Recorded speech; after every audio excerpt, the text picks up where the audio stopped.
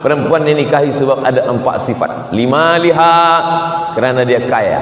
Wali hasabiha, keturunan orang baik-baik. Wali jamaliha, kerana paras muka cantik. Wali diniha, kerana agamanya. Bolehkah Ustaz carikan untuk saya yang kaya, cantik, orang baik-baik, taat sembahyang, yang ada 4-4? Kata saya, kalau ada 4-4-nya, untuk apa saya kasih pada awak?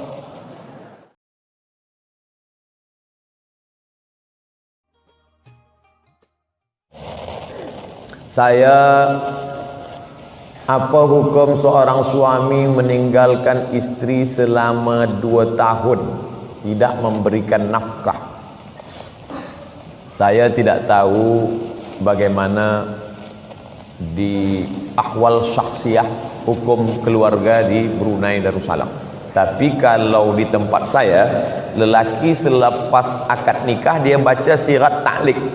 Bila saya meninggalkan selama 6 bulan, tidak membagi nafkah zahir dan batin, lalu perempuan pergi ke mahkamah syariah, maka hakim boleh menjatuhkan talak 1 kepadanya. Itu dibuat untuk mengikat lelaki supaya kaki dia terikat, supaya dia tidak boleh lama.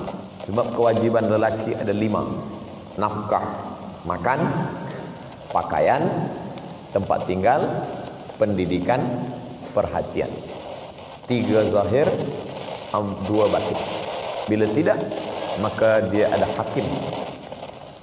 Perempuan ada 6 wali: ayah, datuk, abang, adik, abang ayah, adik ayah. Maka perempuan mengadu kepada wali yang akan bagi keputusan. Umur saya 19 tahun, tapi jatuh hati dengan seorang, tak pernah bercakap. Dia 19 tahun jatuh hati, tapi dia tak ada cakap, senyum-senyum je. Tersenyum sekali saja, Ustaz. Solehah orangnya. Salahkah saya mendoakan kebaikan untuk dia? Berdoa untuk dapat dengannya satu hari nanti?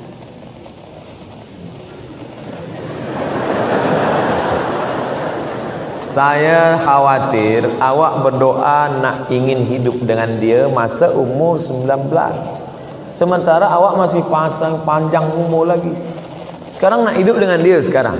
Lepas ni ditakdirkan Allah sekolah ke Turki. Nampaklah perempuan mata biru, hidung mancung. Doa ada tertulis ini. Akan menyesal.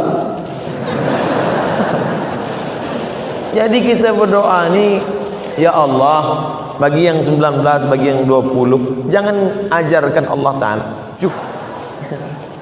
Oleh sebab itu maka yang nak berdoa, doa saja, ya Allah, bagi aku jodoh yang boleh menolong aku untuk kebaikan duniaku dan akhiratku.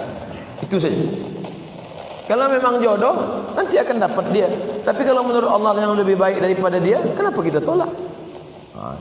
Kadang kita ni menyangka kita lebih faham daripada Allah Ta'ala. Az-zaw al-mar'atu salihatu allati tu'inu ala imanihi. Begitu bunyi hadisnya. Al-mar'atu salihatu, perempuan yang salihah, allati tu'inu ala imanihi, yang menolong iman lelaki. Itu yang diharapkan. Yang boleh tolong iman kita. Kalau tak boleh tolong iman kita, dia tak tolong. Bagaimana menenangkan hati kedua ibu bapa jika mereka dalam keadaan marah? Dengan ibu bapa ni, pertama, diam. Yang kedua, diam. Yang ketiga, diam. Jangan lawan. Mak saya umur 70 tahun, umur saya 42 tahun. Apapun kata dia, saya diam. Bulan Mac lepas dia meninggal dunia, saya tak menyesal, sebab saya tak pernah melawan. Diam. Ibu ayah kita tak pernah memandang kita besar. Dia selalu melihat kita adalah budak kecil yang baru pandai merangkak dan berjalan. Oleh sebab itu kita salah bila kita merasa kita besar. Almarhumah mak saya tak pernah tengok saya seorang Ustaz Abdul Somad. Dia tengok saya budak kecil yang baru pandai berjalan. Maka bila dia marah, saya diam. Saya tak pernah pula balik, saya bagi mak sini. Ya ayyuhal emak. Saya tak pernah bagi dia tazkir. Saya tetap menganggap diri saya adalah budak kecil, karena kita di mata mereka tak pernah besar. Kita adalah budak-budak. Oleh sebab itu maka kita diam. Bila dia berhenti, baru kita bercakap. Ingatlah, tak banyak yang saya bagi menghadapi orang tua. Satu kata saja, diam. Hukum mahar dibagikan ke orang lain. Mahar yang diberikan seorang lelaki kepada perempuan, aku terima, aku nikahkan engkau dengan anakku dengan mahar sebentuk cincin emas tunai, maka selepas diberikan mahar itu maka menjadi milik perempuan. Perempuan itu boleh menjualnya, perempuan itu boleh mewakafkannya, perempuan itu boleh menyimpannya, perempuan itu boleh menghibahkannya, karena itu milik dia, milik perempuan. Perempuan yang menikah dengan lelaki, maka harta perempuan punya perempuan. Apa beza harta lelaki dengan harta perempuan? Harta lelaki, harta perempuan. Dalam harta lelaki ada milik perempuan, nafkah. Tapi dalam harta perempuan tak ada milik lelaki. Makanya perempuan boleh bagi zakat pada lelaki. Hai suamiku, aku tengok engkau susah sikit, aku bagi engkau zakat. Boleh. Sebab perempuan tak wajib memberi nafkah, tapi lelaki tak boleh bagi zakat sekaligus nafkah. Hai perempuan, istriku, ini aku bagi engkau nafkah terus zakat nafkah, tak boleh. Sebab wajib, kewajiban dia. Maka oleh sebab itu maka ini mas kawin punya dia. Dia boleh jual, dia boleh, tapi biasanya dia tak jual sebab ada sejarah, ada cerita di balik cincin itu. Sebab banyak orang nak cari perfect, sempurna. Mana ada, perempuan pun lelaki pun macam tu juga. Dia selalu nak mencari sempurna. Ustaz Abdul Somad, ya, saya dulu pelajar ustaz semasa di universiti. Oh, ingat ustaz dengan saya? Rasa-rasa ingat. Mana kita ingat, pelajar beribu-ribu, tapi nak besarkan hati dia, rasa-rasa ingat. Dulu ustaz ada cakap masa kita belajar, perempuan itu ditengok pada 4. Tungkahul mar'atu li arba'. Perempuan dinikahi sebab ada 4 sifat. Limaliha, kerana dia kaya. Wali hasabiha, keturunan orang baik-baik. Wali jamaliha, kerana paras muka cantik. Wali diniha, kerana agamanya. Bolehkah ustaz carikan untuk saya yang kaya, cantik, orang baik-baik, taat sembahyang, yang ada 4-4? Kata saya, kalau ada 4-4 yang tu apa saya kasih pada awak? Bukan untuk saya yang kasih yang lain juga. Maknanya apa? Kita bukan mencari kesempurnaan, tapi menutupi kekurangan. Itulah makna beza mawaddah dengan rahmah. Wa ja'ala bainakum mawaddatan wa rahmah. Dijadikan Allah dua makhluk yang berbeza itu, ada lelaki, ada perempuan, ada belia, ada gadis, ada pemuda, teruna. Dijadikan Allah makhluk yang berbeza itu menjadi satu, diikatnya dengan perekat mawaddah warahmah. Tapi bila kita buka terjemah Quran bahasa Melayu, mawaddah cinta, rahmah kasih sayang. Bila anak-anak kita bertanya, ayah, mak, apa beza mawaddah dengan rahmah? Mawaddah tu cinta, rahmah kasih sayang. Beza cinta kasih sayang macam itulah. Mawaddah physically berlebih semuanya, lebih putih, lebih tinggi, lebih mancung, lebih cantik. Sedangkan rahmah menutupi segala kekurangan. Selepas akad nikah, maka tampaklah segala kekurangan-kekurangan. Dulu mengapa awak nikah dengan dia? Lebih putih, lebih cantik, lebih. Selepas anak satu, lebih hitam, lebih pendek, lebih. Oleh sebab itu maka rahmah. Bila malam ini kita tengok, masa tadi lalu di parking ada nampak, dari belakang nampak macam muda belia. Tengok muka, oh rupanya dah bercucu. Kenapa mereka masih boleh berjalan bersama? Mungkin mawaddah sudah tak ada lagi, tapi rahmah masih bersemayam di dalam hati. Lillahi mi'atu rahmah. Allah itu punya 100 rahmat, tapi yang 99 dia tahan. Dia turunkan satu rahmat saja. Satu rahmah itulah berebut antara al-insan wal jin wal bahaim wal hawam. Manusia, jin, binatang, maaf, hawam, serangga, semut, lipan, kala, berebut satu rahmah tadi. Oleh sebab itu tak ada gajah yang terlupa lalu terpijak anaknya, sebab ada rahmah dalam hatinya.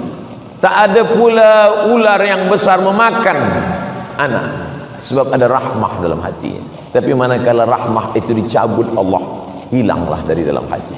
Lelaki perempuan diikat Allah dengan dua, mawaddah warahmah.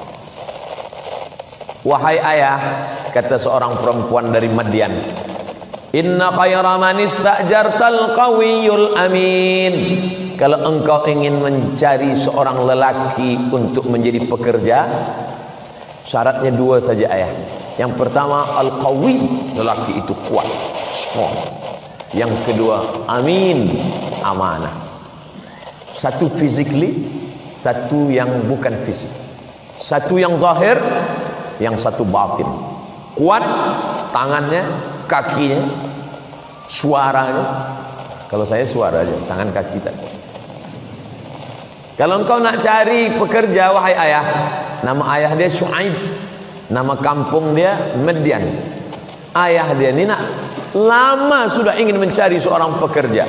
Datanglah anak gadis dia berkata, kata-kata anak gadis itu ditulis dalam Al-Quran, menunjukkan makna yang sangat dalam. Tadi kita sembahyang Isya 4 rakaat, 2 rakaat berbunyi, 2 rakaat tak berbunyi. Tak ada dalam Quran Isya 4 rakaat. Tapi tentang lelaki yang baik punya 2 sifat ada dalam Quran.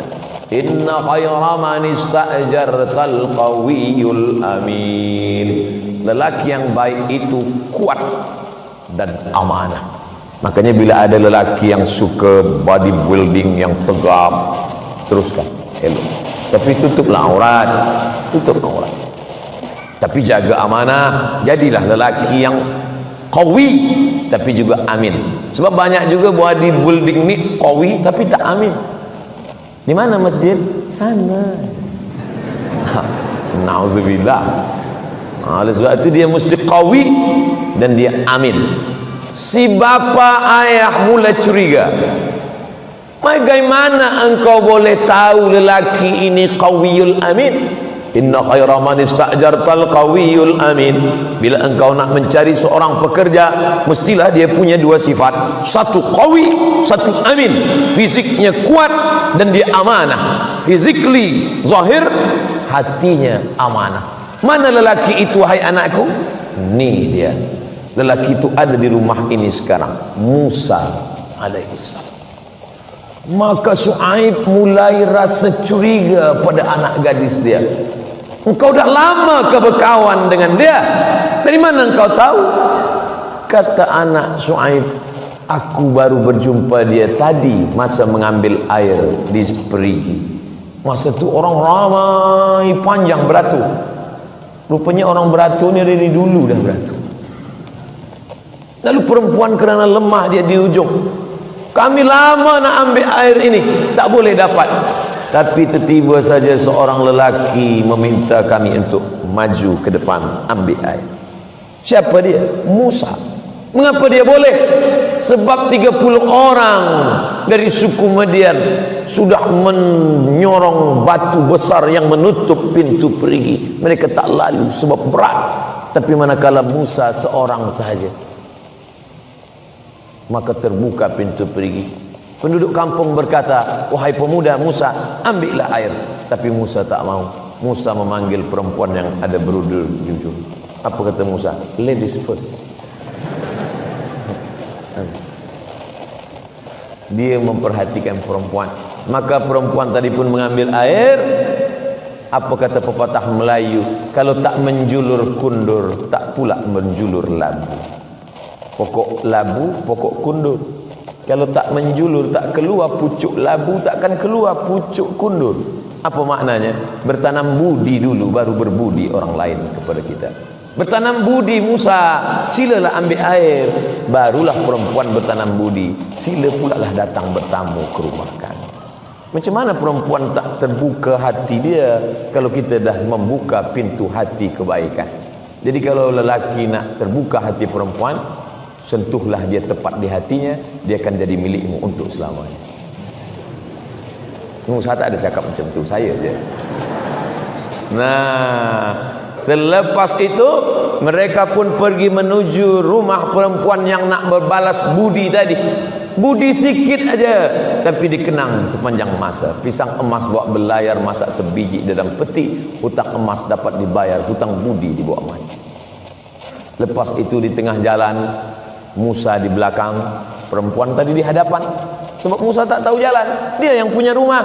Dia akan membawa Musa bertamu ke rumah, berjumpa dengan ayahnya, ucapan terima kasih kepada orang yang sudah berbuat baik. Lalu kemudian angin datang bertiup kencang. Musa menundukkan pandangan, sebab maaf, nampak lekuk tubuhnya. Musa pergi ke depan, kata Musa, hai perempuan, mundurlah engkau ke belakang, biarlah aku yang di depan. Nanti bagi tahu di mana letak jalan kiri atau ke kanan. Ayah, aku tahu dia amanah, sebab masa angin kencang bertiup, dia suruh kami ke belakang. Begitu perempuan zaman dulu, bertiup angin kencang, baru nampak lekuk tubuh. Sekarang tak ada angin pun nampak. Memang zaman kita ni, kalau zaman Nabi dulu akhir zaman, kita ni memang dah ujung zaman. Makanya kalau tak diisi terus dengan tazkirah, kajian-kajian, na'udzubillah, tersesat, bukan di tepi jurang, masuk ke dalam neraka jahanam. Keluarlah sabda Rasulullah SAW. Apa kata Nabi? Ar-rahimuna yarhamuhumur rahman, man la yarham la yurham. Orang yang tak ada rasa kasih sayang dalam hatinya, maka Allah tak akan sayang kepada dia. Makanya Nabi pun sayang kepada budak kecil. Manakala Nabi sedang duduk, di situ ada tempat air minum, ada anak kecil. Apa kata Nabi kepada budak kecil itu? Boleh saya ambil air minum ini? Kata budak kecil itu. Sila ya Rasulullah. Lalu Nabi tuangkan. Apa maknanya? Nabi mengakui keberadaan dia, memperakui ada budak kecil.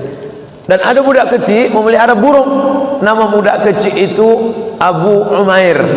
Nama burung yang dia pelihara itu Nuair, burung pipit, burung kecil. Manakala Nabi menengok Abu Umair bermain-main, beberapa hari selepas itu mati burung kecil tadi. Apa kata Nabi? Ya Abu Umair, ma fa'alan Nuair. Wahai Abu Umair, apa kabar burung kecil engkau yang main-main beberapa hari lepas? Apa maknanya? Nabi tetap memperhatikan budak-budak kecil. Nabi memperhatikan anak-anak. Ini adalah akhlak. Bukan kerana dia Sayyidul Anbiya wal Mursalin, budak-budak kecil tak dia pedulikan. Oleh sebab itu saya selalu bila saya lepas tazkirah, banyak orang berbaris beratur, nampak saya budak-budak kecil, saya salam. Oh, saya sapu kepala budak kecil. Cuma kadang budak kecil kita nak salam, emaknya pun nak salam pula. Apa maknanya?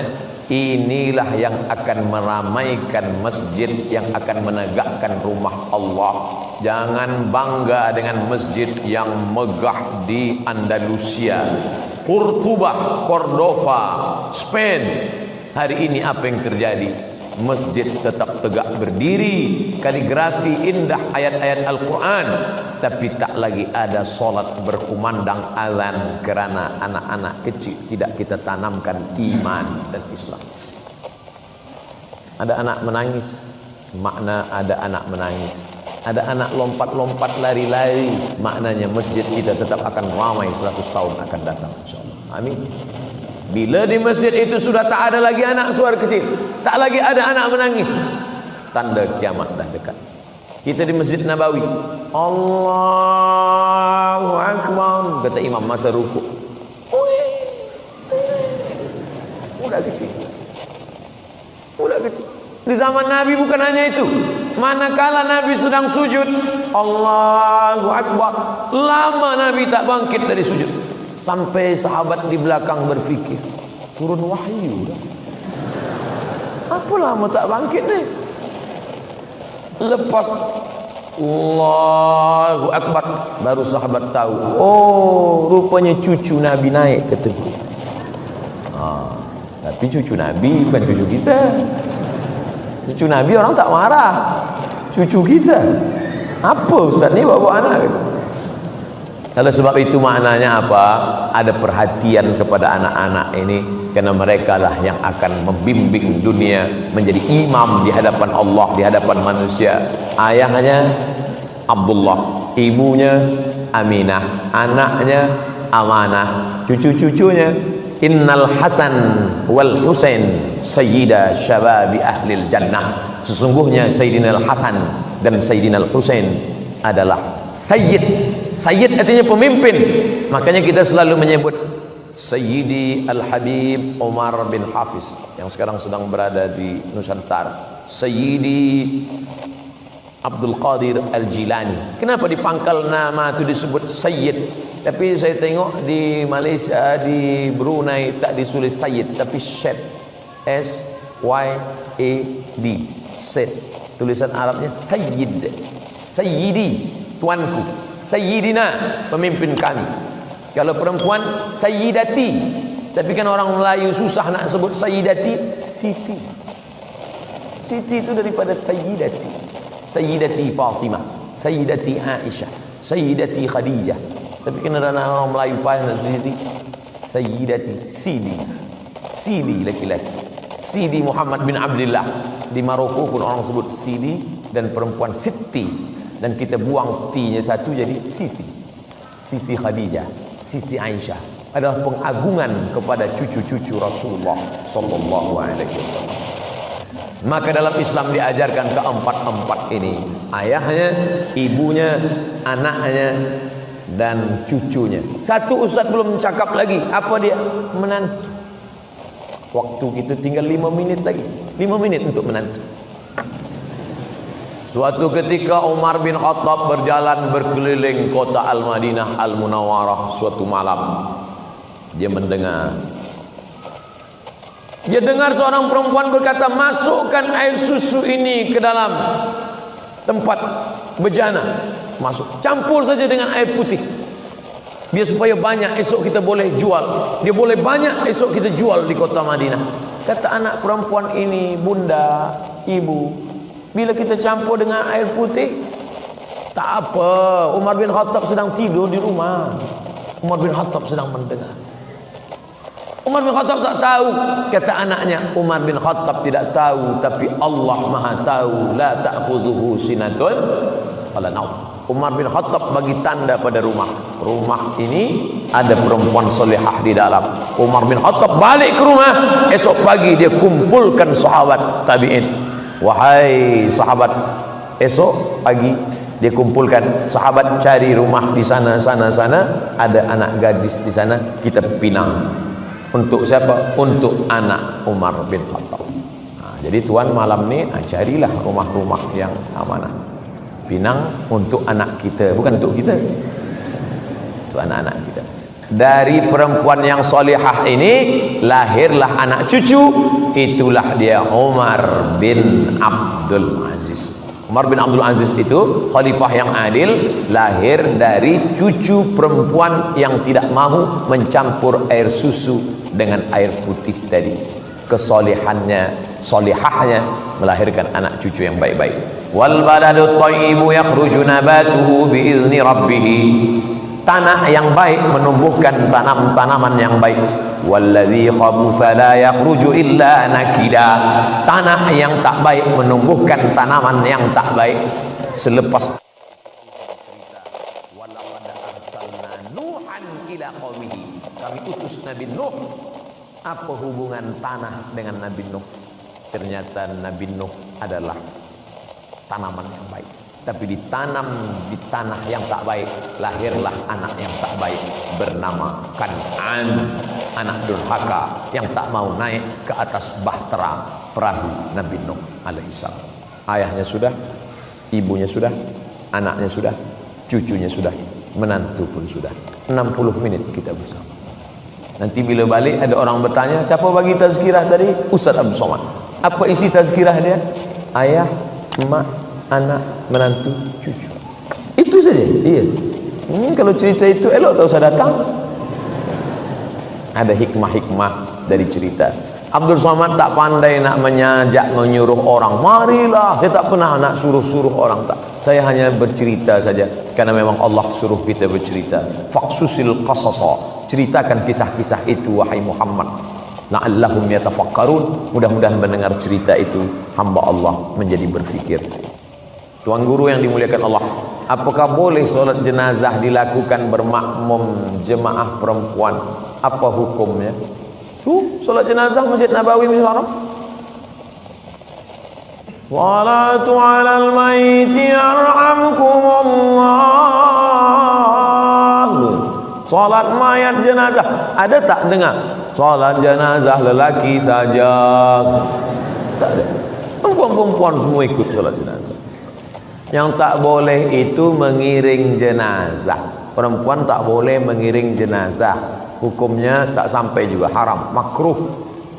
Pesan Sayyidina Abu Bakar Siddiq, bila aku meninggal nanti jangan diiringi jenazahku oleh perempuan.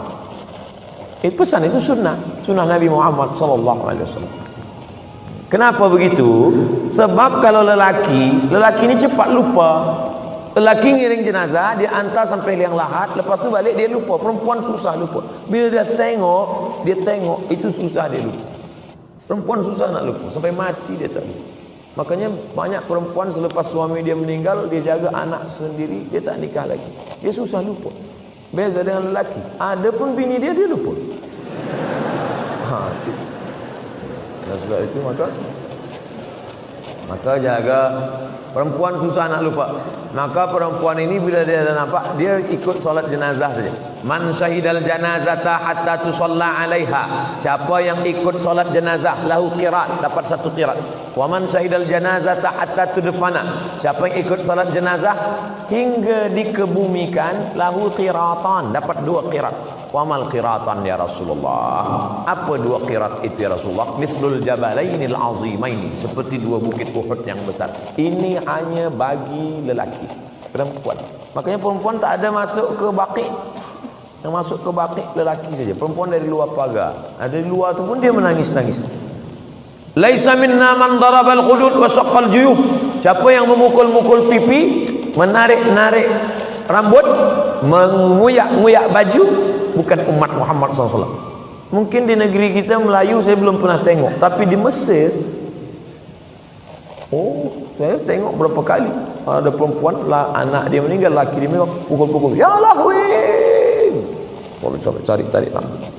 Sebab mereka tak kuat nak menahan. Itu maka mereka tak ikut ke pemakaman.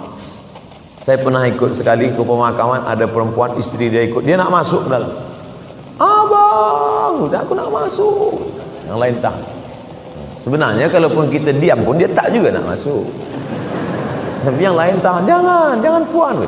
Tapi saya diam aja. Dia kata, ya, masuklah kalau nak. Takkan masuk. Mana ada nak masuk? Cuba nanti kalau ada perempuan, semua jangan tahan, diam aja, suruh dia masuk. Tak ada.